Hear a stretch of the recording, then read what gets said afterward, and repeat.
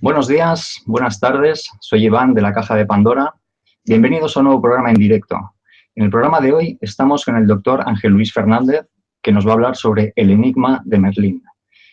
Merlín aseguraba que nació de una virgen que habitaba en los cielos y de un padre que fue elegido por ella desde un astro lejano. Poseía poderes sobrenaturales y podía ver el futuro. Todos decían que su sabiduría era infinita. Conocía los misterios del universo. Fue consejero del mítico rey Arturo.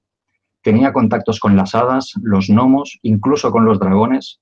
Como podemos ver, estamos ante un ser mítico.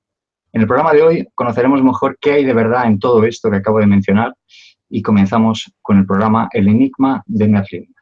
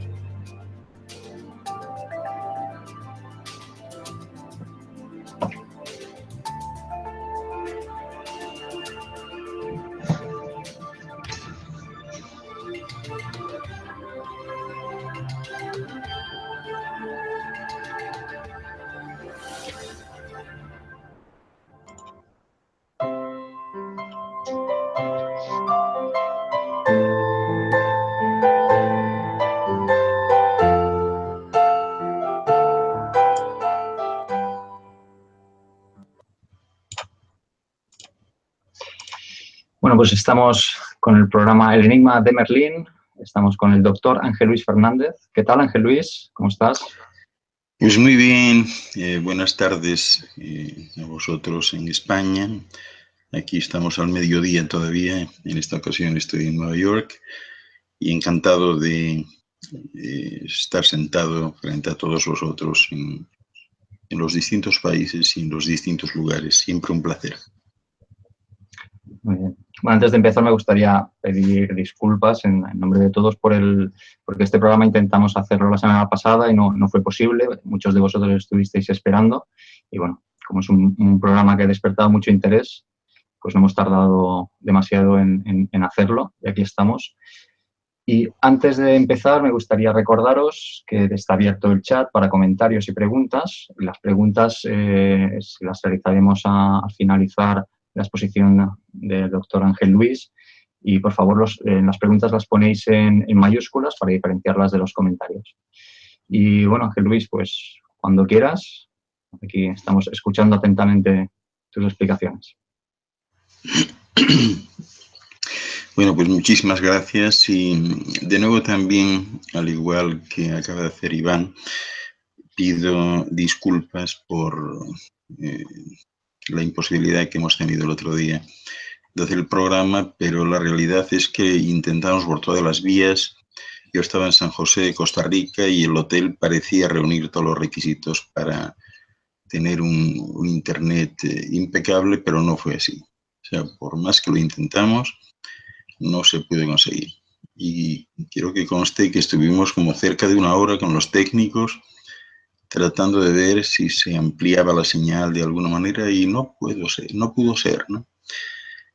Pero en fin, la verdad es que este programa de Merlín es un programa un tanto controversial, ha levantado muchas expectativas y yo voy a tratar de esbozar un poco quién fue esta persona en aquel tiempo y me voy a circunscribir básicamente al momento en el que él realmente estuvo aquí, porque a lo largo del tiempo se ha confundido la estancia de Merlín con estancias que él mismo tuvo en existencias anteriores, en infusiones anteriores, Y esto ha dado lugar a mucha confusión. Ojalá que después de esta exposición pues queden aclarados todos estos aspectos, ¿no?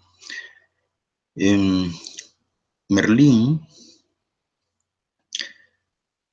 fue en realidad Myrddin Andrys, que es un término gaélico, de gaélico antiguo, que quería decir algo así como el maestro, el profesor, ¿no? Fue un hijo bastardo en aquel tiempo de uno de los reyes de Britania, que fue conocido como Aurelius Ambrosius, muy famoso también en su momento por ser el hermano mayor de Uther Pendragon. Su madre, la madre de Merlín, era Sedams, una mujer de Lidens, un astro muy lejano, de Beta Lyrae, en la constelación de la Lira. Ya sabéis que la constelación de la Lira es la segunda estrella más brillante del hemisferio norte después de Arcturus. Qué coincidencias, ¿verdad? Bien, pues no terminan ahí las coincidencias. Merlín nació en aquel tiempo, el 11 de noviembre del año 1111, y no murió aquí, sino que murió en Lidans, el lugar de nacimiento de su madre, y lo hizo a una edad avanzada. Para la mayoría de las personas que vivieron en esa época, incluso actualmente, la historia de Merlín está llena de misterios, repleta de interrogantes y de cuestiones que no se pudieron contestar. Según algunas leyendas, fue engendrado por un demonio.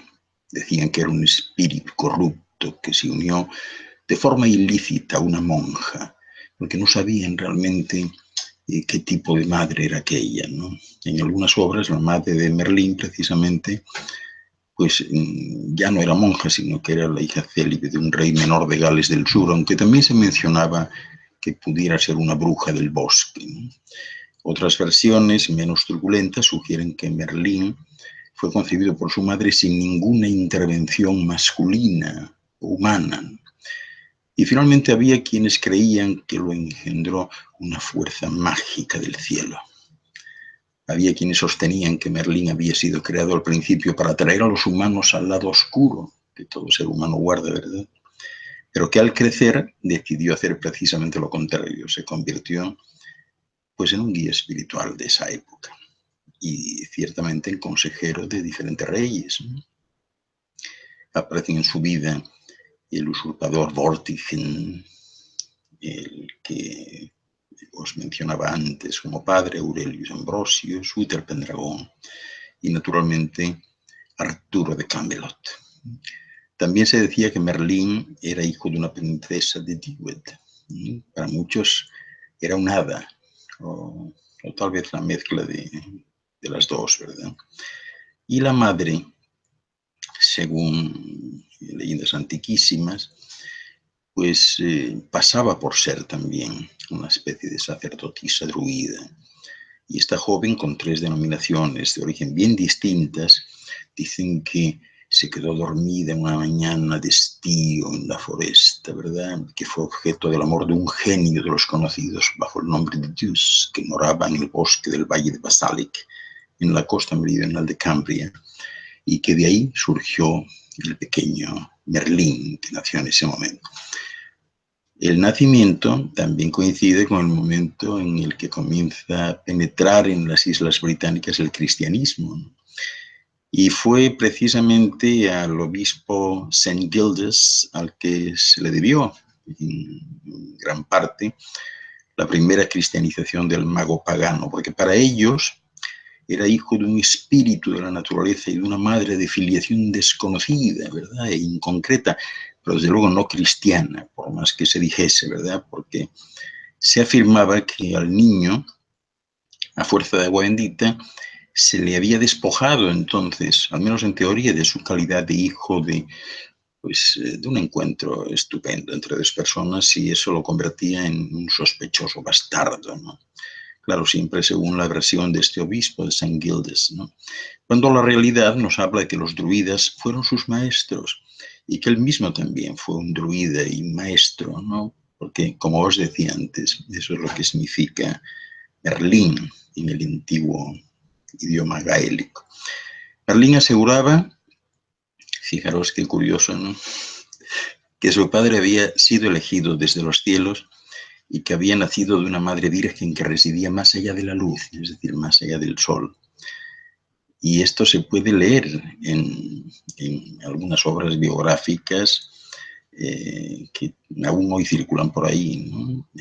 Se sabe a través de ellas que este hombre pues obtuvo gran fama en su época y que hizo de todo en la vida, incluso fue constructor de puentes, de barcos, y se atribuye a él el mismísimo Palacio del Rey.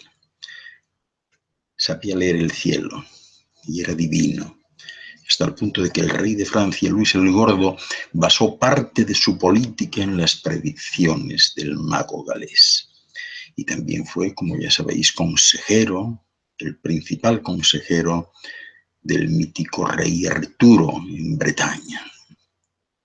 Este Arturo era hijo de Uther Pendragon, el segundo esposo de su madre Igraine, duquesa de Cornwall, y que Merlín, con sus hechicerías, dicen que tuvo mucho que ver con el nacimiento del rey, pero lo que no se ha difundido demasiado es que Igraine provenía de la Atlántida, de donde huyó antes del cataclismo en compañía de Merlín. Por esta razón se asegura que Igraine no era una mujer normal, sino un hada, y hay quien sostiene que las hadas y los magos pues son los supervivientes o parte de ellos de ese mítico continente, ¿no?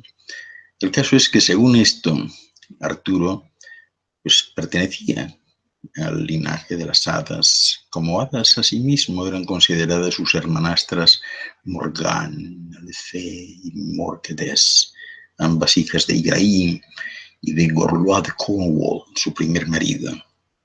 Así podríamos decir que Merlín, con esas facultades que tenía, pues era considerado una especie de visualizador del futuro, ¿no?, de predictor de momentos futuros. Y predijo las cruzadas, la Revolución Francesa y el final del poder temporal del papado. También habló él, como Nostradamus, del fin del mundo, ¿no? Era capaz de hablar con los animales. Su madre le había enseñado eso.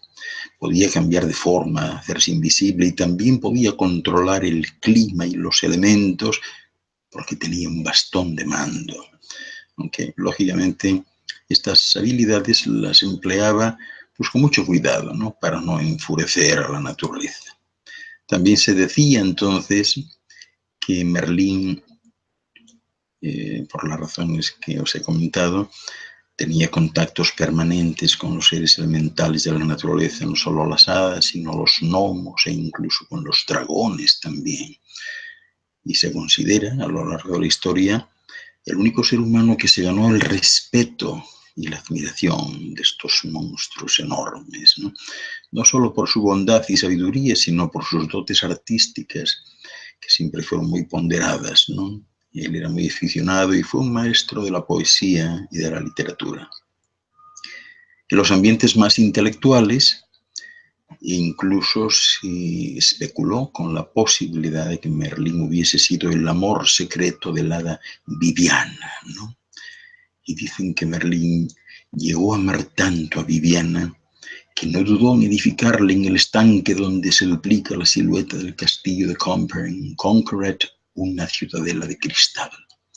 Y fue allí, en aquel escenario bucólico y maravilloso, donde la llamada Dama del Lago crió a Lancelot, el cual no tardaría en convertirse, ¿verdad?, en uno de los más legendarios caballeros del rey Arturo, como todos sabéis. A pesar de la tremenda diferencia de edad, Viviana amaba tanto a Merlín que no pudo contentarse con lo temporal de aquella relación, y así, pues utilizando innumerables sortilegios que le había enseñado el mago, pues Viviana le echó un encantamiento en la fuente de Juvencia, y el viejo druida, al beber de sus aguas, no tardó en rejuvenecer, y después pues no dudó en retenerle como prisionero de amor dentro de 9 círculos mágicos que eran tan intangibles como el aire, pero más duros que la roca de granito, y dicen que así quería mantenerle hasta la eternidad. Y fue en el bosque de Brosland donde fue a refugiarse Merlín después de la batalla en que murió el rey Arturo, que era su pupilo, ¿verdad? Era su seguidor y su protegido, porque según afirmó, era preferible convivir con las bestias silvestres a con los humanos normales. Allí aparece Nimue, que era hija de un guardián de los bosques de nombre Dionys, a quien la diosa Diana honró con la profecía de que Nimue, es decir, Viviana, aprendería de un hombre muy sabio el arte del antiguo saber, porque ella sería irresistible para él y no podría negarle nada. Y así mismo fue. Merlín se encontró con esta bella joven, seductora, convirtiéndose en el maestro, pues, a todos los niveles que ella esperaba. Y por eso la leyenda con el tiempo le ha otorgado el título de hada, ¿no? Cuando la hermosa Nimue o Viviana ya no pudo aprender más porque todo le había sido enseñado, pues fue cuando utilizó esos poderes, ¿verdad?, para, en fin, aprisionar a Merlín. Es una historia de amor impresionante. Hay otra versión también de la desaparición de Merlín, y en esta versión se transforma Nimue en la hermana del mago y una hechicera también, es decir, con quien se retira al bosque de Brosland, a un torreón encantado donde pues se ponen a vivir juntos, contemplando los astros y meditando y teniendo una vida plena. Y también hay una tercera versión de la historia que dice que Nimue, como alumna aventajada que era, pues no encerró nunca a Merlín, custodiando el secreto de su desaparición y residencia en el bosque de Brosland, al cual, y no por casualidad, pues fueron a refugiarse, como todos saben, los últimos druidas, ¿no?, en donde dicen que mana incesante el agua de la fuente Baranton, un agua que concede la juventud eterna y que procede de un manantial del que siempre se especuló con que si sería el manantial del que bebía Merlín durante tan larga estancia.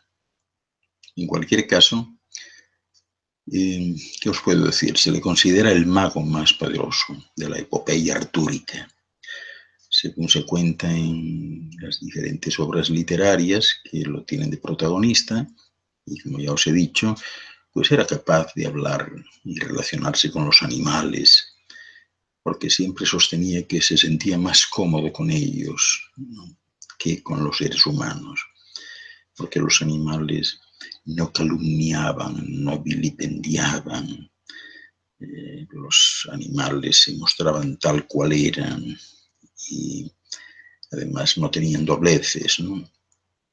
También llamaba mucho la atención su posibilidad de cambiar de forma. Podía aparecer de una manera e instantes después de otra, ¿no?, o de poder hacerse invisible a voluntad para no ver a alguien. También controlaba el clima, como os decía, con ese bastón de mando que en ocasiones utilizaba, y controlaba los elementos, ¿no?, aunque estas habilidades, lógicamente, pues tenían que ser utilizadas con muchísimo cuidado, ¿no?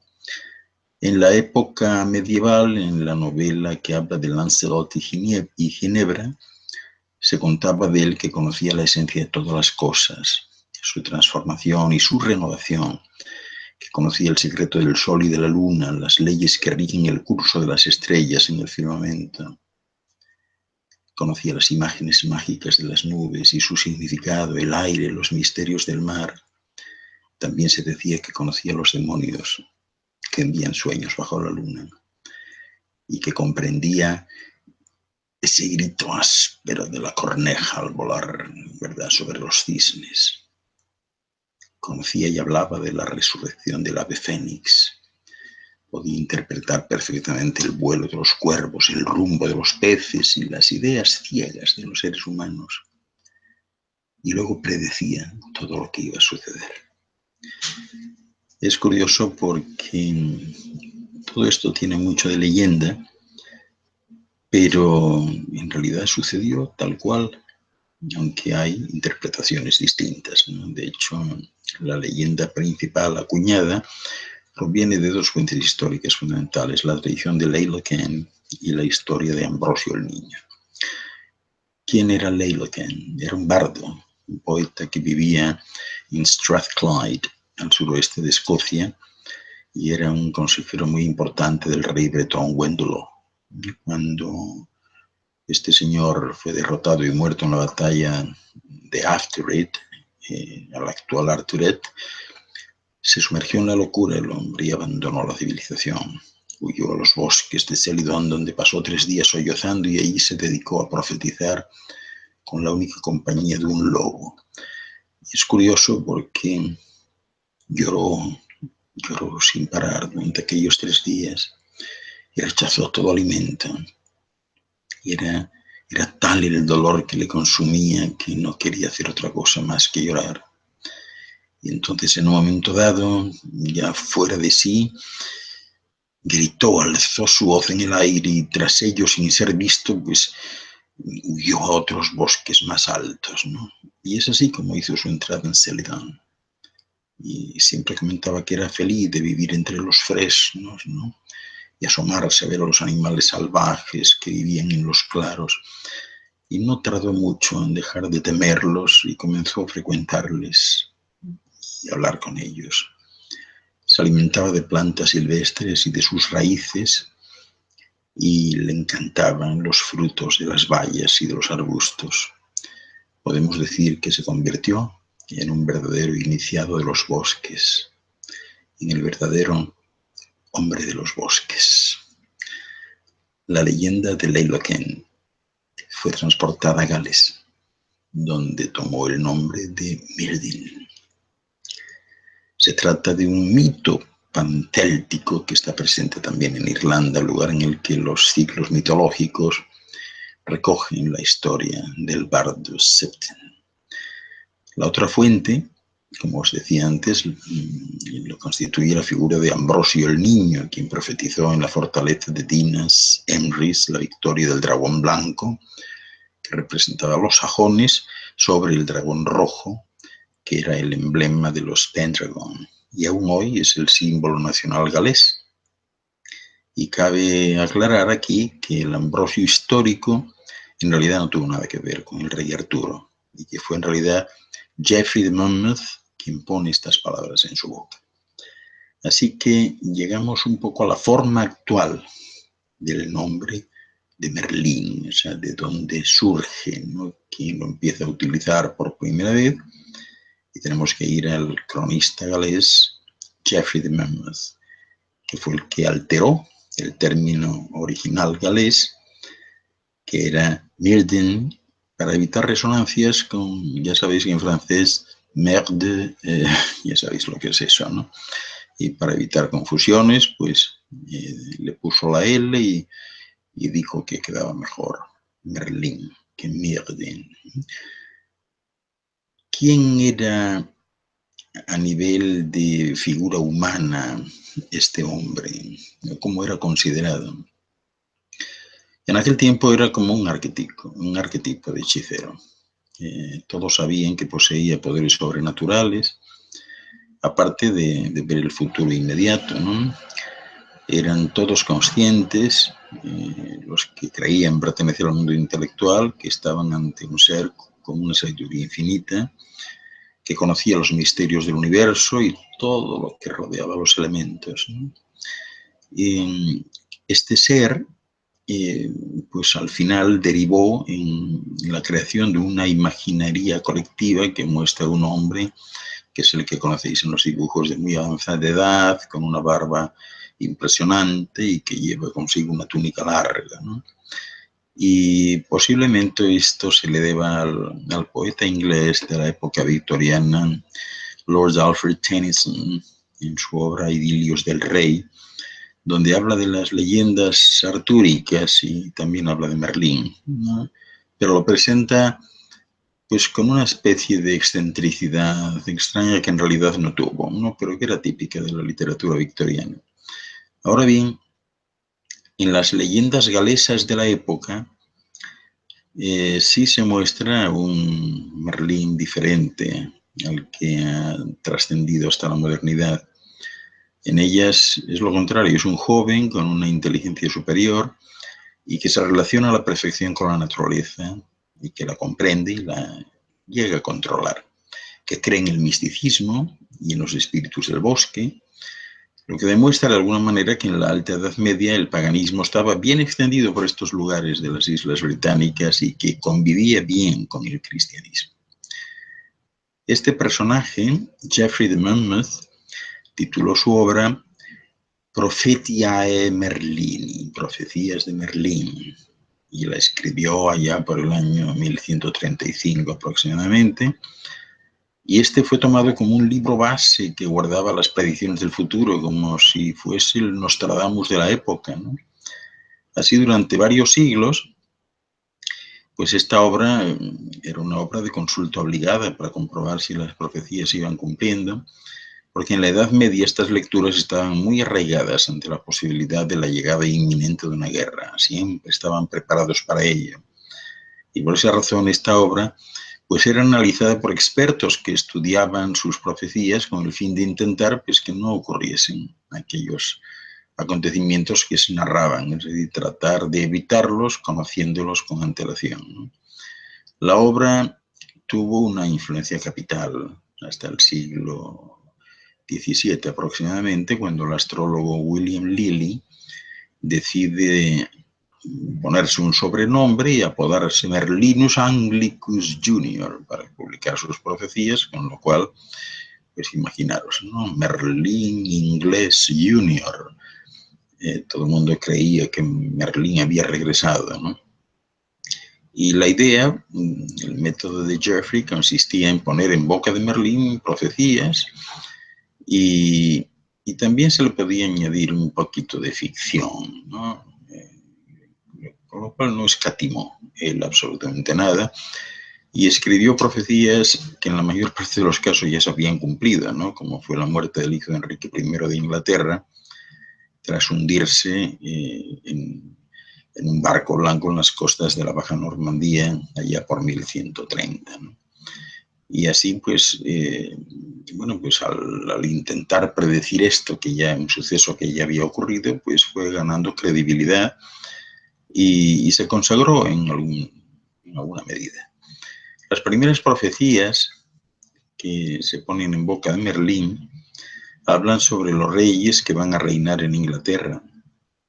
Estas predicciones impactaron tanto, ¿verdad?, que los futuros sucesores al trono las tomaban no solo como inspiradoras, sino como legítimas, ¿verdad?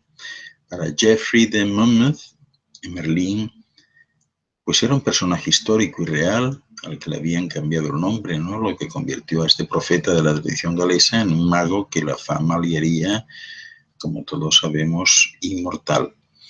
Hubo una segunda obra de Geoffrey de Monmouth que se llamó Regum Britanniae, Historia de los Reyes de Bretaña, y que también incorpora las profecías de Merlín. En ella intenta dar a conocer la historia de Gran Bretaña desde sus inicios, poniendo pues un énfasis especial en la figura del rey Arturo y mezclando la realidad con la ficción, con la leyenda que tenía en sus saberes dicho rey. Este libro pues fue también un éxito impresionante y hasta el día de hoy ha tenido gran influencia en la historia real. Ahí se habla de la vida de Merlín, dando a conocer pues otros aspectos, ¿no? Que al final extendieron la fama por toda Europa y que lo relacionan por primera vez con el rey Arturo, tan importante en toda esta historia.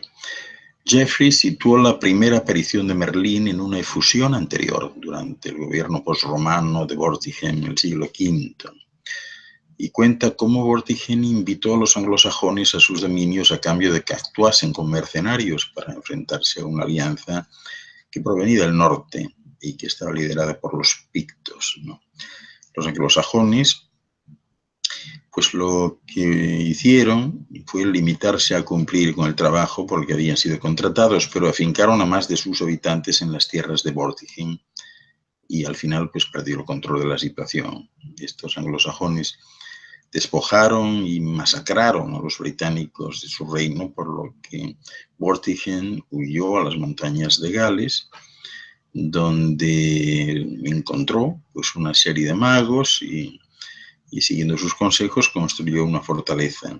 Y esta fortaleza tenía un muro impresionante, pero que por alguna razón todas las noches se derrumbaba. Así que aquellos magos ordenaron que este muro fuese rociado con sangre de un niño que no tuviese padre.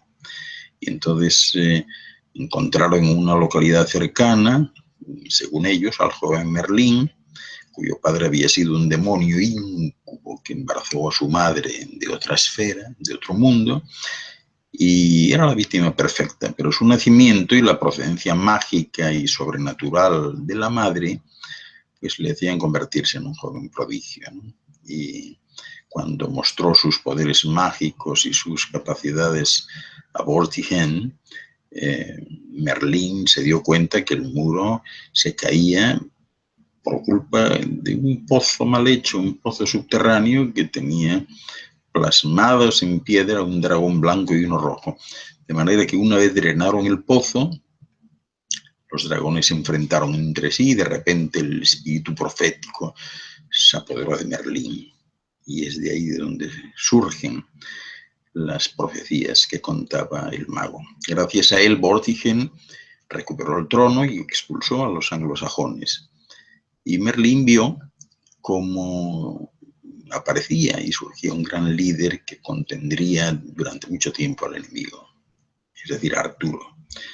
También dijo que los hijos del último líder romano en Britania volverían a reclamar el trono y se dice que Merlín se hizo entonces con la fortaleza construida por Vortigern, que murió asesinado poco después y dejó el trono en manos de Aurelio, que fue otra persona a la que Merlín ayudó y animó a levantar un monumento donde se hallaban enterrados los líderes británicos asesinados. Así que viajó a Irlanda para recoger muros de piedra levantados por gigantes y tras hacer una magia especial las llevó rumbo a Britania, ¿no? Después fue a colocar grandes piedras en Stonehenge, piedras de Sarsen, una arenisca local, pero las más pequeñas y más curiosas, conocidas como las piedras azules, que ya sabéis que provienen de las colinas de Prestelin, el Parque Nacional de Pembrokeshire Coast, que las trajo por vía aérea desde Gales, por vía aérea pero no en aviones, ¿no? Y al final las colocó, como todos conocéis, en Salisbury, Stonehenge. Merlín era especial, conocía la esencia de todas las cosas, su transformación y su renovación. Conocía el secreto del sol y de la luna, las leyes que rigen el curso de las estrellas en el firmamento. Lo conocía todo, lo conocía todo. Era capaz de comunicarse con las piedras y los cristales, se comunicaba bien con las plantas, recogía los relatos de los maestros de la sabiduría antigua y cumplía con la misión de inspirar en una parte del mundo que gozaba en ese momento de mucha relevancia. Él fue una de esas 12 personas que en aquel tiempo en toda la esfera poseía un bastón de mando.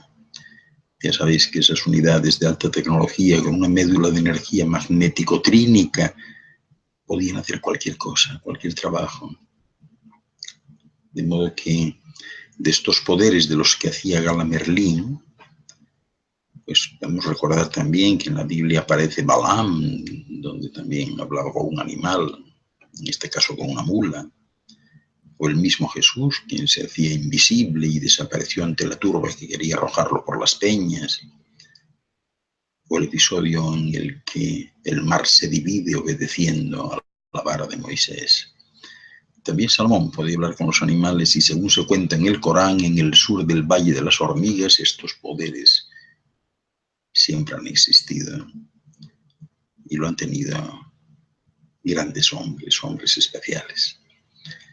Respecto de las profecías, hizo muchas profecías de cara a los reyes. Algunas de ellas están recopiladas desde el año 1450 por Volta, ¿no? Por ejemplo, hablaba del inminente descubrimiento de América y de la esclavitud. Decía que los hombres salvajes conocerían a los que vienen del mar y después las naves se llevarán el oro. Y él decía que entonces África seguramente sería un continente de esclavos. Habló de la Revolución Francesa y decía que poco tiempo antes de que hayan transcurrido 18 siglos desde el tiempo de aquel que nació en Jerusalén, los franceses serán o estarán experimentando odio por sus antepasados.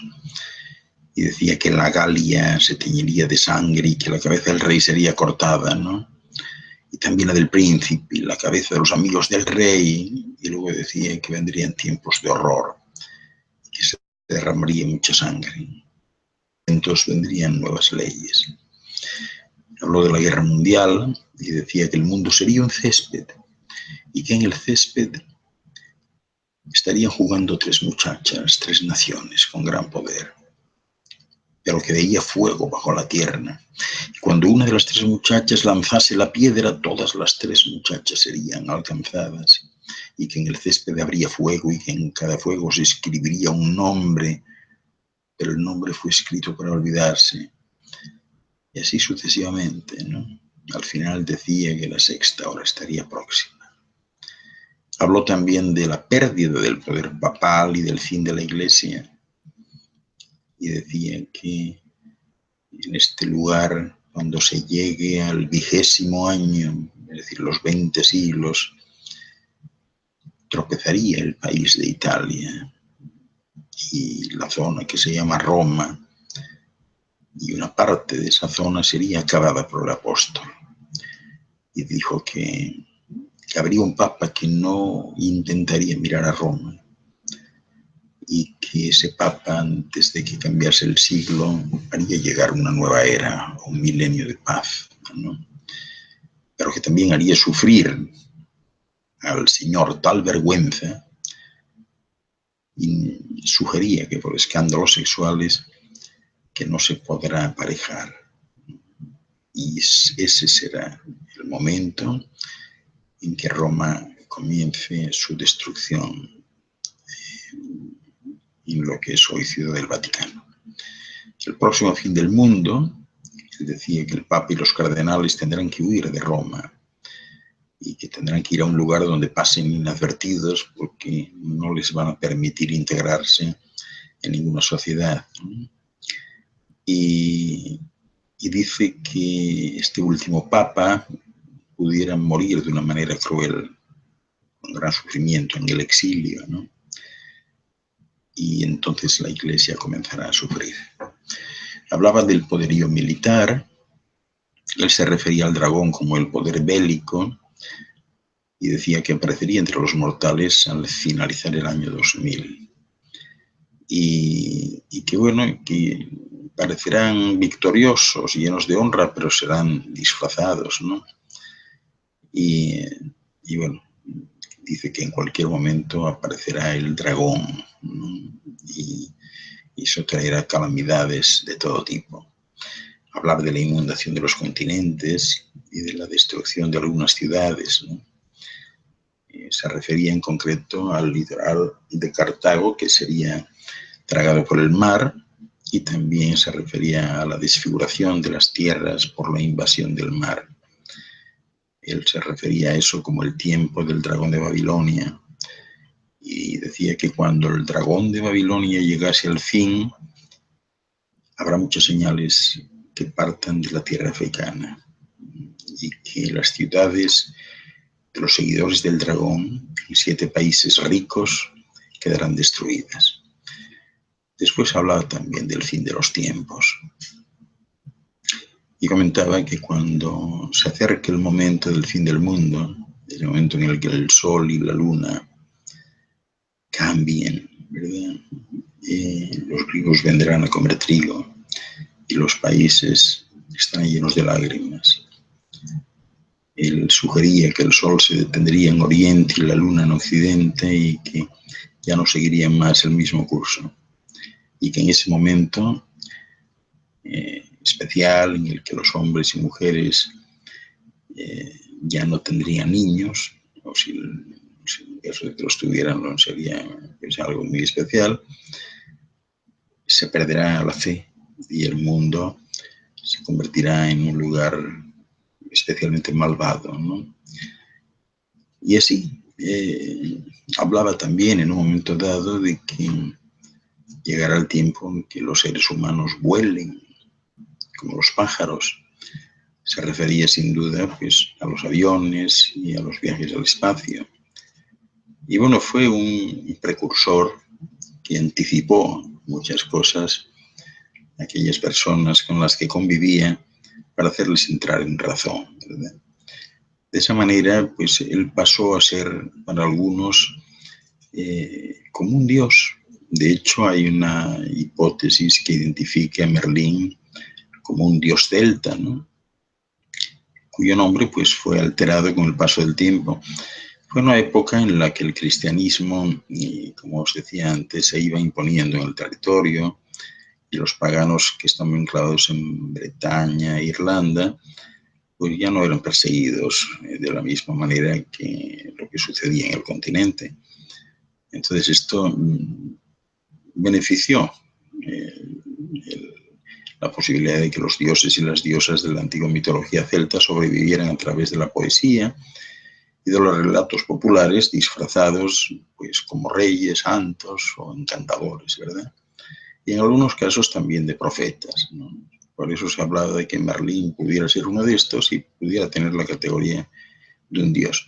Además, se sabe también que los celtas británicos tenían un dios primordial, semejante al Apolo griego, y tenía un dominio de toda la isla, ¿no? Aunque estaba especialmente vinculado a la ciudad de Molituren, fundada por los romanos, cuyo nombre pudo dar lugar, según algunos, a Mirrodin, el verdadero nombre de Merlín.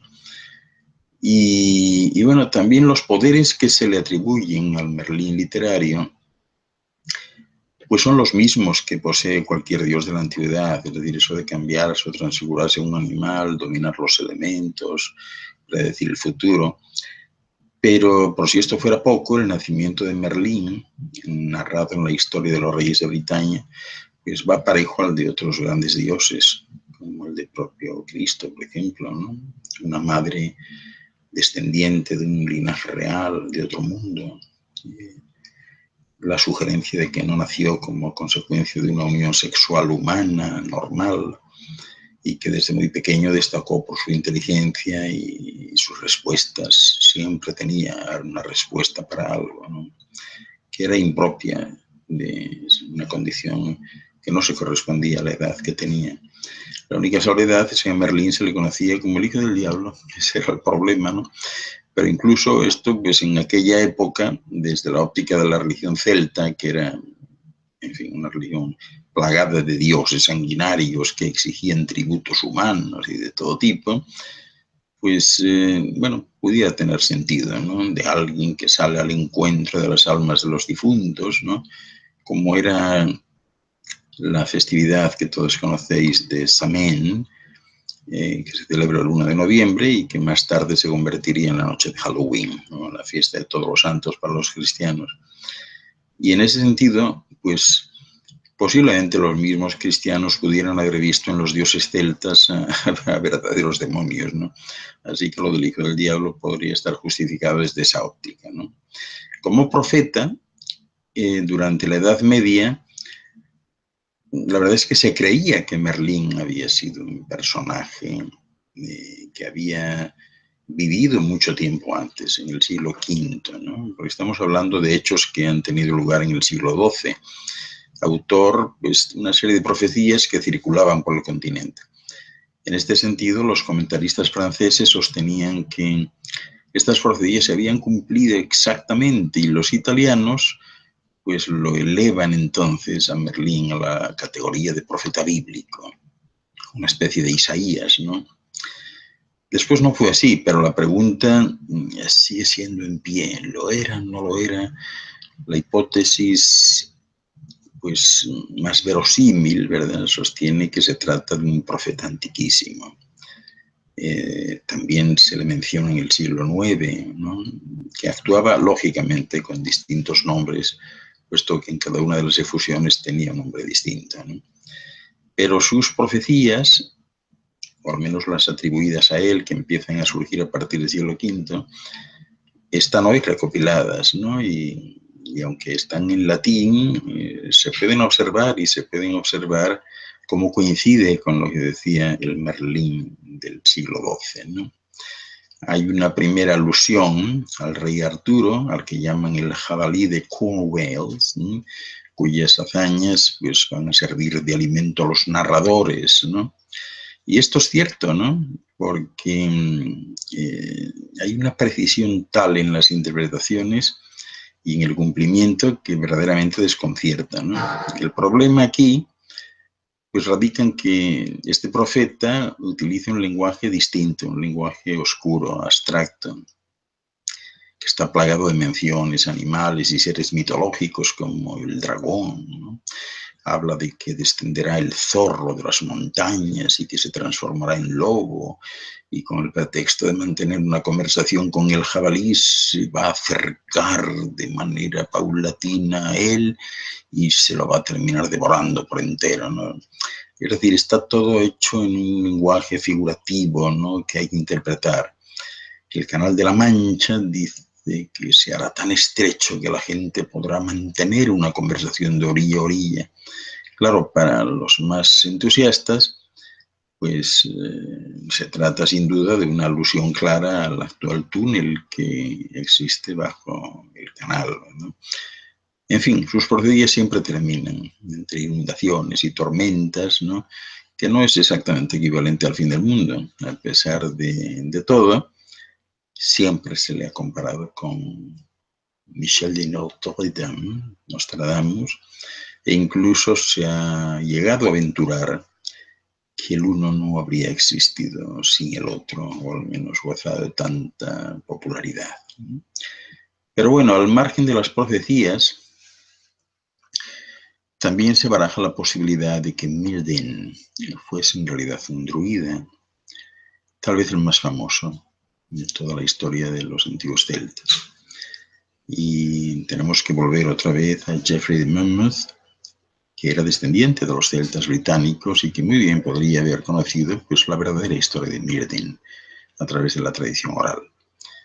¿Quiénes eran los druidas en el mundo celta? Bueno, ya sabéis que eran magos, pero también eran jueces, médicos, líderes espirituales, y poseían ciertas capacidades especiales, ¿no? Por ejemplo, la capacidad de detener o de iniciar guerras, y dominaban las propiedades de las plantas, de las piedras y cristales. Pero para ser uno de ellos, para ser druida, había que pasar largos años estudiando en cuevas y en bosques, porque eran considerados por ellos como santuarios. Druida era algo así como conocedor del roble, un árbol mágico al que los celtas conferían una importancia especial. De hecho, hay un lugar en el bosque bretón de Brouslan, de donde se dice que está enterrado el cuerpo de Merlín, en medio de un mar de robles. Hay otros poderes que se les atribuían, que eran los de cambiar el tiempo y aparecerse bajo forma animal o predecir el futuro y volverse invisibles, es decir, lo que se atribuía a Merlín. Lo mismo dicen de los siglos artúricos, que cuentan que Merlín era capaz de hacer cualquier cosa, por difícil que pudiera parecer, ¿no?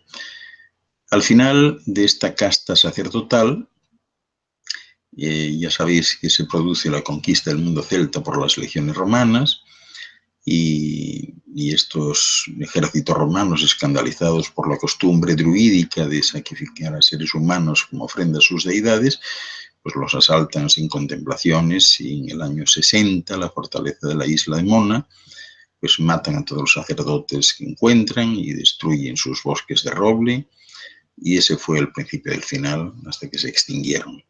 Sin embargo, se cuenta que algunos sí sobrevivieron y perpetuaron sus creencias, pero en la clandestinidad. Y tal vez se especula aquí una vez más que uno de ellos pudiera haber sido Myrdin, que alcanzó esa fama inmortal por sus altos conocimientos y por su especial capacidad de liderazgo entre las últimas tribus guerreras celtas, ¿no?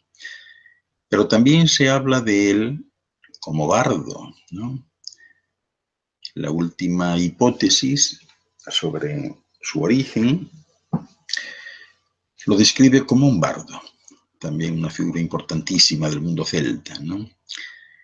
La tradición popular vuelve a sacar el nombre de Myrdin o Leilecan, un bardo al que se le tenía gran respeto. Y aunque no se conserva ningún poema de este bardo, ¿no?, que sabéis que recitaban poemas y cantaban entre los galeses en la época de Geoffrey de Monmouth, sí circulaban versos que supuestamente pues pertenecían a esta persona, ¿no?, y que incluían lamentos nostálgicos de carácter semipolítico, que más tarde fueron incluidos en la obra La profecía de Britania, que leyó el propio Monmouth.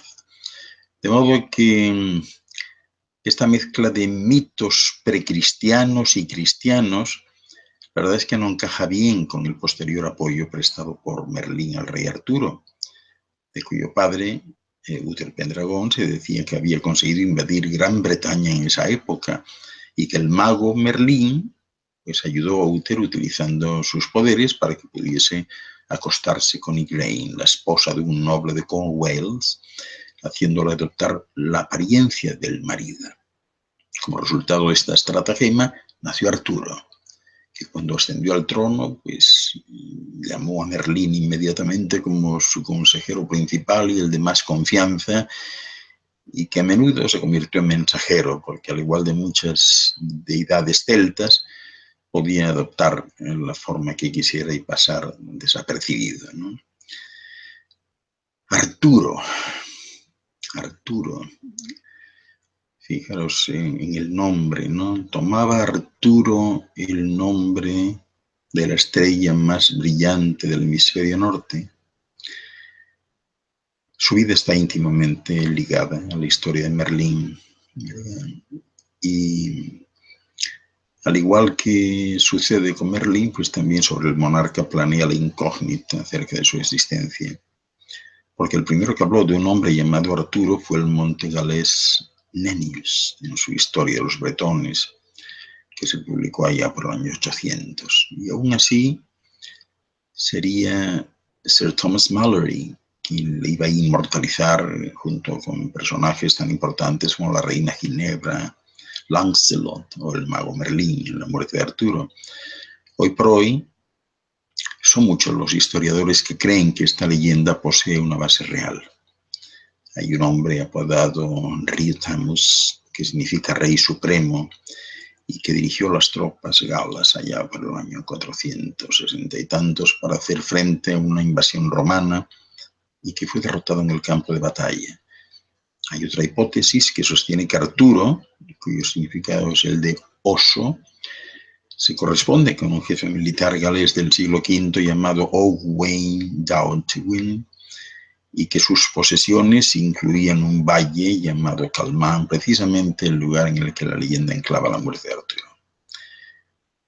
Posteriormente pues, aparecen restos arqueológicos que avalan su existencia, ¿verdad?, como los del castillo de Cadbury, descubiertos en la década de los 60, creo, del siglo pasado, y que era bastante grande como para albergar a más de 1000 personas, y se sostiene también que esa fue la sede de Camelot.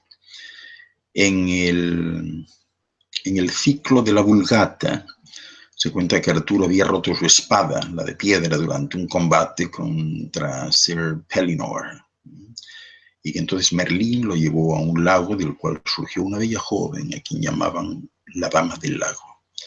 Y esta Dama del Lago pues era una bruja poderosísima que podía caminar sobre las aguas y que tenía un castillo en el fondo de aquel lago. Y la dama tenía en su poder a Excalibur, una espada mágica. Merlín le pidió dicha espada para su pupilo y ella se la entregó sin problemas. Y esa espada estaba guardada en una vaina especial que hizo que el rey no perdiese sangre nunca cuando la llevaba a las batallas.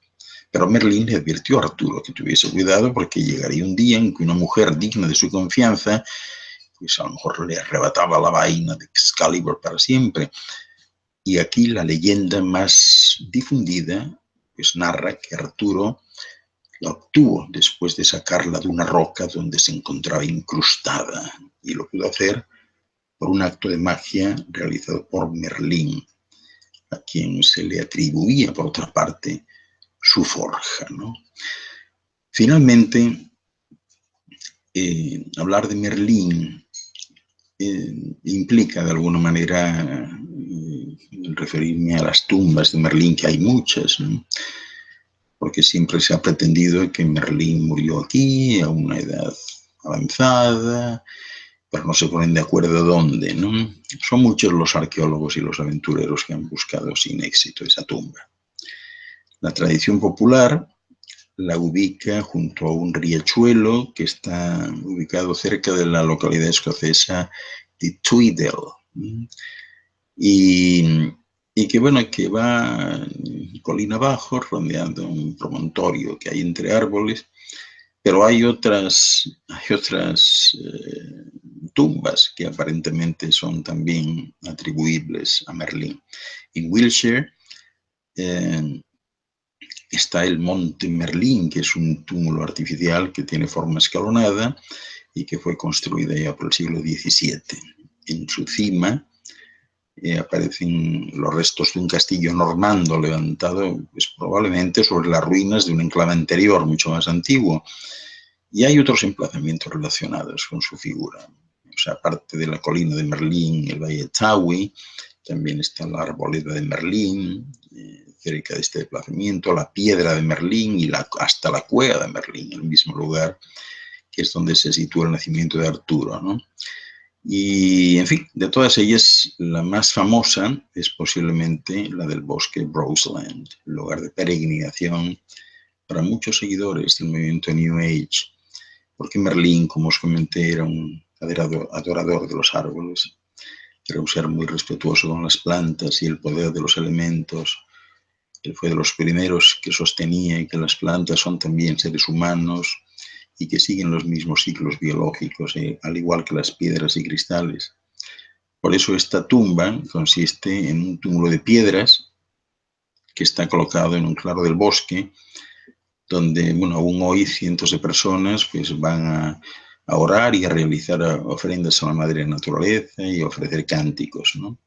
También tenemos las ruinas de Stonehenge, ligadas desde siempre, por siempre y para siempre a la figura de Merlín, y que fueron objeto de peregrinación hasta el año 1985, en el que las autoridades pues prohibieron la reunión que los druidas modernos trataban de realizar allí cada solsticio de verano. Hay muchas obras literarias y tradiciones orales sobre la figura de aquel hombre que ha pasado a formar parte de la imaginería mundial como símbolo de lo natural, de lo mágico y de lo trascendente. ¿Existió Merlín? Lo dejo a vuestro criterio y a vuestra imaginación. Un abrazote a todos.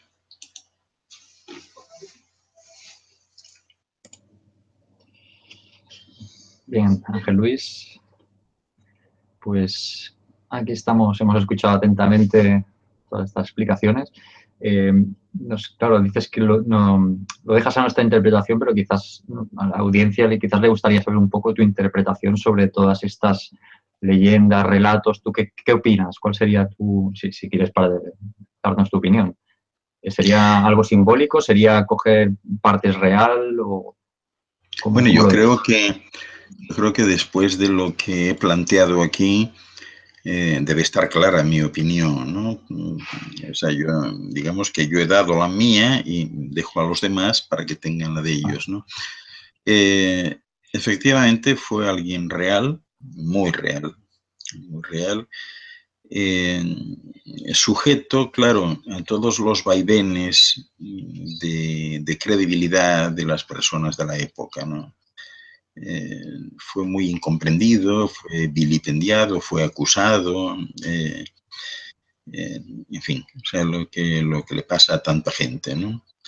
Y, y el hombre experimentó una sensación de persecución tan acuciante que llegó a pedir a su madre que le sacase de aquí. O sea, no quiso morir aquí en la esfera donde había nacido. Es curioso, ¿no? Mm. Has hablado mucho de las profecías, has relatado, ¿no?, lo que le ha llegado de las profecías de Merlín. Y realmente, bueno, no sé si es mi percepción, pero no es precisamente uno de los... O sea, si te dicen, nómbrame profetas, Sí. no es de los primeros que se te ocurriría nombrar, ¿no? No, Es curioso. no. Es curioso que él haya pasado más a la historia como mago que como profeta. En realidad lo era todo. Él era una persona que no había estudiado porque poseía una sabiduría natural y, y era capaz de moverse en todos los ámbitos, o sea, conocía todas las disciplinas, ¿no? Muchas de sus profecías en realidad solo son análisis de tendencia, como llamaríamos hoy. Es decir, él analizaba la inercia de unos determinados sucesos que estaban teniendo lugar y podía hacer un cálculo de probabilidades de a dónde llevaría esa conducta de los seres humanos en un momento dado. O sea, que no eran exactamente profecías, sino eran verdaderos estudios de tendencia. Bueno, pues si te parece, bueno, antes de empezar con el turno de preguntas, me gustaría hacer un pequeño paréntesis, así también asimilamos toda esta información. Os invito mientras tanto, ir poniendo más preguntas. Ya tenemos apuntadas bastantes, pero podéis todavía ir poniendo vuestras preguntas en el chat. Me gustaría recordar que el día 30 de abril, Ángel Luis va a estar dando un seminario, en webinario en streaming, seminario A1, titulado Medicina Natural, el día 30 de abril. Esto lo hace conjuntamente con la Caja de Pandora. No sé si quieres dar un pequeño resumen de lo que vas a hablar en este próximo webinario. El webinario de Medicina Natural Integral va a hacer un inventario de las diferentes técnicas y modalidades que está cubriendo hoy la medicina natural y de qué manera puede integrarse con la medicina alopática. Es decir, vamos a ir pasando revista a lo que realmente funciona, lo que no funciona y todas estas cosas, ¿no? Muy bien. Nuestros seminarios, recordamos para quienes no lo sepáis, que se hacen un seminario por mes. Se hacen de forma presencial en diferentes ciudades y también el mismo seminario se realiza vía online, en este caso mediante la Caja de Pandora. Y bueno, si entráis en la web Aulas Pandora, que tenéis aquí tenemos en autores Ángel Luis Fernández, y si clicáis aquí podéis ver todos los seminarios que tiene. Los seminarios pasados, ayer estuvimos haciendo uno, todavía no está colgado, pero mañana ya va a estar disponible. Y también esta semana anunciaremos este que hemos mencionado del 30 de abril. Y aquí vos tenéis todos los seminarios pasados de seminarios A1, que son seminarios que se pueden realizar de forma individual o se pueden hacer conjuntamente para obtener diferentes titulaciones. Si entráis ahí en aulaspandora.com podéis ver toda esta información. Y bueno, pues vamos ahora sí con algunas preguntas. Vamos a ver, tenemos a Víctor Alfaro desde Costa Rica, que te pregunta si Merlín tenía la capacidad de modificar su nivel vibratorio para poder comunicarse con los elementales. Más que tener la capacidad, digamos que ya estaba en un umbral vibratorio que le permitía esa comunicación. O sea, no se trataba de subirlo o bajarlo, ¿no? Sino estaba ya en un determinado nivel que le permitía esto, ¿no? Cecilia, creo que es de Colombia. Cecilia desde Colombia dice, entonces las tumbas que se le atribuyen a Merlín no son tumbas, porque como mencionas que fue sacado de la esfera, quizás no haya restos físicos, ¿no? Son tumbas, pero los restos no se corresponden a Merlín. En algunos casos hay una de las tumbas que incluso ni siquiera tiene restos humanos porque tiene los restos de un perro. O sea que ni siquiera restos humanos, y hay alguna que está vacía. O sea, si levantasen la lápida o las piedras que la cubren, se encontrarían que no hay nada. Este es más un comentario que una pregunta de Chalo Ángel, que dice, Merlín fue el primero en abrir los registros acásicos de la Tierra y el cielo, por eso se podía comunicar con la esencia del cosmos. No sé si estarías de acuerdo con esto. Merlín no fue el primero, es decir, los registros akáshicos famosos siempre han estado, desde siempre. Ha habido gente que desde todos los tiempos se comunica con ellos.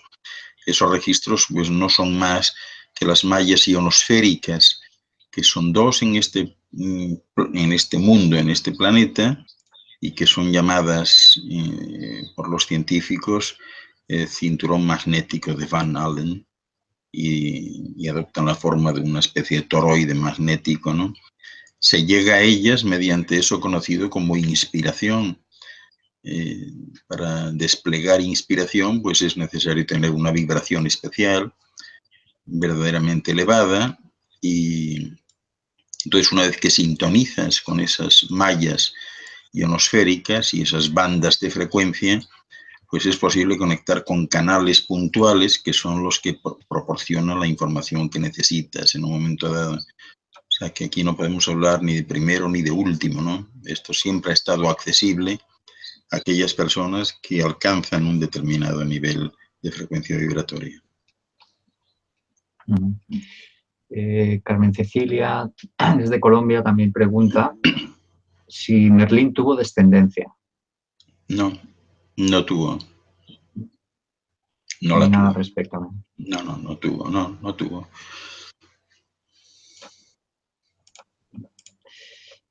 Pregunta también si tuvo más de un nacimiento y si es así, ¿cuántos tuvo? Si se reencarnó o incluso también preguntaban si podía estar entre nosotros todavía. La personalidad de Merlín fue la cuarta de un grupo de renacimientos, pero no con el mismo planteamiento. En cada una de ellas tuvo digamos que programas distintos, misiones distintas, pero efectivamente, en fin, formó parte de un grupo de renacimientos, no voy a explicar cuántos, y sí diré que fue el cuarto renacimiento, desde esa primera vez que se planteó un programa a varias efusiones. Muy bien. Y Viviana preguntaba si se sabe el signo zodiacal de Merlín, de ese renacimiento que mencionas. Bueno, realmente Merlín pues no era nada dado a esas cuestiones de los signos zodiacales, ¿no? Pero si quieres calcular, ya he comentado que nació el 11 de noviembre del año 1111. Os dejo a vosotros que hagáis los cálculos, ¿no? Si es que os parece bien. No creía en nada de lo que hoy llamarían el zodíaco, ¿no? Sin embargo, bueno, en las imágenes que hay por ahí de él, sí, muchas veces, ¿no? Parece como un astrólogo más que un mago en algunas imágenes. Sí, sí, pero estaba muy lejos de eso. Ya he comentado en la exposición que esa fue una imagen que se proyectó en un momento dado, pero que se creó también otra distinta que no prosperó, en la que era un joven, ¿no? Y muy distinta, ¿no? Sí. Dicen, Selene, dice, me pregunto si existió Camelot. También dicen que es una ciudad etérica y que Merlín está allí. Que es una Existió ciudad de real, verdad, sino que ¿no? está en otro plano. Existió de verdad y no era etérica, ¿no? Vale. Luis Ortiz dice, Merlín era amante de los árboles y la naturaleza. ¿Tenía alguna relación con el guardián de los bosques? Creo que lo has mencionado, ¿verdad? Sí, él era el hombre de los bosques. Realmente ese fue el atributo y el título que a él más le hubiera gustado perpetuar, ¿no? El hombre de los bosques, no el guardián, sino el hombre de los bosques. Uh-huh. Sobre las leyendas artúricas, la figura de la Dama del Lago, eh, ¿cómo encajaría ahí? Porque que era una bruja, se supone. Sí, era una bruja disfrazada, pero es una leyenda, realmente eso no existió, ¿no? Vale, en principio la Excalibur, la famosa espada, La espada. parece que fue dada por la Dama del Lago a Merlín, Ajá. según cuentan. Sí, bueno, he Es hablado la, de eso. He hablado de eso al final, sí, o sea, cómo funcionó y cómo gracias a los efluvios energéticos de Merlín, pues se puede sacar la espada que está incrustada en la roca, etcétera, ¿no? Sí, bueno, María está insistiendo, antes te lo he preguntado, pero no has acabado de responder, si Merlín estaría entre nosotros actualmente. Pues no como Merlín, no como Merlín, pero sí, la respuesta es que sí, que está aquí, pero no como Merlín. Es decir, aquel tiempo pasó y está aquí en otro renacimiento distinto, haciendo cosas distintas, ¿no? Uh-huh. Y Javi Rodríguez desde España pregunta si la palabra Merlín tiene algún significado, si se puede traducir en algún idioma. Realmente no tiene un significado. Ya sabéis que es esa derivación que hace Geoffrey de Monmouth sobre el tema Merlin, porque le parecía demasiado parecido a merde francés. Entonces le coloca la L y por una diacronía del lenguaje deriva en lo de Merlín. Pero el verdadero nombre era Merlin. Muy bien. Bueno, aquí en el chat están ahora comentando sobre el símbolo que tienes en la gorra, que se están preguntando qué es, si quieres responder. Nada, el símbolo que tengo en la gorra es un símbolo personal. Un símbolo personal que tiene que ver con mi nombre. Muy bien. Vamos a ver, Chalo Ángel, cuando habla del dragón, precisamente a qué se refiere y quién es el dragón. El dragón tiene muchas connotaciones. Hubo un tiempo en que había dragones aquí, de hecho todavía queda alguno, ¿no? Son derivados del antiguo pájaro conocido como Pterodactylus, ¿no? Tienen un aliento tan potente que procede de su estómago, ¿no? Con abundante ácido clorhídrico y otros gases inflamables que al contacto con el aire pues se encienden, ¿no? O sea, lanzan esas llamaradas especiales, ¿no? Pero dragón casi siempre era en la Bretaña de aquel tiempo, todo era a base de dragones, ¿no? El dragón de San Jorge, ¿no? El dragón de Monmouth, eran dragones que significaban la fuerza, el valor, el ejército, ¿no? O sea que tiene muchas connotaciones, pero si la pregunta va sobre si existieron o no, claro que existieron físicamente los dragones. Eran tan poderosos, ¿no? que que realmente eran considerados hasta como con atributos de dioses, ¿no? Mónica Castro pregunta si Merlín es Saint-Germain, si son, digamos, la misma, si fueron la misma persona. No lo son, ¿no?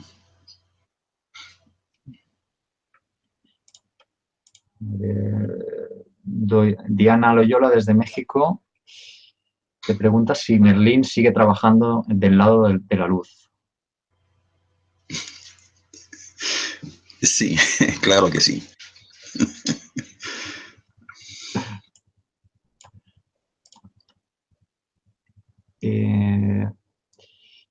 A ver, ¿alguna pregunta más? Bueno, tenemos en principio una última pregunta, si no entra ninguna nueva. Estáis a tiempo. Siri Pérez dice si el cristianismo pudo haber tomado algunos detalles de la vida de Merlín para adaptarlo a su filosofía religiosa. Pues me temo que no, que apenas ha tomado nada, ¿no? Al contrario, a Merlín lo empezaron a vestir como si fuese un obispo, ¿no? A ver si así, pues, consagraba más de lo que ya estaba, ¿no? Me temo que no, que el cristianismo no tomó nada de Merlín, a quien consideraba, pues, totalmente pagano, ¿no? Por tanto, la respuesta es que no. Pues bueno, parece que no hay más preguntas de momento. No sé si quieres comentar alguna última cosa que se te haya quedado ahí en el tintero. Bueno, pues creo que sí, siempre se quedan cosas, ¿no? Pero no deja de ser de una cierta responsabilidad tocar estos temas después de que haya pasado tanto tiempo. Ojalá que haya contribuido a esclarecer algo sobre la figura de esta persona que significó tanto en aquel momento por el tiempo en que decidió vivir, ¿no? Lo único que quiero una vez más es agradecer vuestra concurrencia y también la atención y consideración que siempre me dispensáis, ¿no? Ojalá no os hayáis aburrido más de la cuenta y que esto os sirva para algo, por lo menos para ir conociendo cómo transcurrieron los hechos y que de esa manera pues comprendáis mucho mejor en qué realidad os ha tocado vivir, de dónde viene y quiénes fueron los impulsores de lo que esta chica de México llama la luz desde entonces, porque eso es lo que vino a hacer Mirdin en aquel tiempo, a impulsar la luz, abrir las puertas tan pesadas del egoísmo para que fluya la luz libremente. Así que muchas gracias a todos. Bueno, mientras hablabas han aparecido más preguntas. No sé si quieres continuar un poquito. Pregunta Luz, si Merlín nació mago o se hizo mago. ¿Los magos nacen o se hacen? No, Merlín no nació mago ni se hizo mago. O sea, él no era un mago al uso, simplemente lo tomaron por mago. O sea, Merlín era una persona que era capaz de contestar a cualquier pregunta sin dudar. O sea, se sorprendían de dónde sacaba ese conocimiento, y por más que él lo decía, digo, es que todos tenemos el conocimiento ya está dentro, hay que buscarlo dentro, no afuera, ¿no? No lo comprendían bien. En ese tiempo, él fue una de las 12 personas, siempre hay en la esfera 12 personas, que coordinan un poco los esfuerzos de llevar la luz. La luz es la luz del conocimiento frente a la oscuridad de la ignorancia, ¿no? Y a estas 12 personas, que son personas muy antiguas, entendiendo por antigüedad que han vivido muchas vidas, estas 12 personas tienen uno de sus bastones de mando. Siempre tienen un bastón de mando. La mayoría lo tienen bien escondido en sus armarios, ¿no? Solamente se usan en caso de emergencia, ¿no? Pero a veces se prueban y, bueno, ya sabéis que los seres humanos son muy intrépidos y de repente uno está creyendo que está totalmente solo y probando el bastón y hay alguien que lo ve y automáticamente ya lo sabe todo el mundo y ahí empieza el problema y el dilema, ¿no? Y esto es lo que pasó con Merlín. alguien que lo vio pues hablando con una planta y viendo cómo la planta reaccionaba ante él y se movía o bailaba o lo que sea, ya tienes el show montado para convertirlo en mago, ¿no? Una persona que hablaba varios idiomas también tiene que ser porque es mago, cuando nadie hablaba más que uno y lo hablaba mal. O sea, él nunca fue un mago al uso, ni que vivió haciendo magia para, en fin, convertir eso en profesión. No era un mago. Lo Era un hicieron. mago a los ojos de las personas que ignoraban todo esto, ¿no? Que lo tomaban Exactamente. por mago. Cuando venimos a este mundo, digamos que olvidamos las experiencias o las vidas que hemos tenido pasadas. Entonces, en este caso, que dices que era una de estas 12 personas que tenían el bastón de mando, entre comillas, en este caso, ¿tú crees que Merlín nació también sin esa memoria? ¿La No, adquirió más tarde o ya nació sabiendo su misión, digamos, en esta vida? no, la memoria se tiene para la misión que vas a desarrollar. Pero hay misiones que duran varias vidas. Si alguien viene, por ejemplo, a hacer una misión que dura 5 vidas, 5 efusiones, tiene que tener la memoria de las 5 para saber exactamente dónde está en cada momento. Entonces, Merlín, claro que tenía las memorias de sus 3 efusiones anteriores. Esas 3 efusiones no eran las primeras, solo eran la parte de este grupo de efusiones que corresponden a una misión concreta. Merlín fue en aquel tiempo una persona que en términos cuantitativos pues podríamos hablar de que tuvo pues cerca de 350.000 efusiones, ¿no? De las cuales, o sea, este grupo de efusiones juntas son las que le permiten tener la memoria de lo que tiene que hacer y cómo tiene que hacerlo. Si tú vienes a una efusión solo a una para hacer algo en concreto que solo dura una efusión, no recuerdas nada de lo anterior.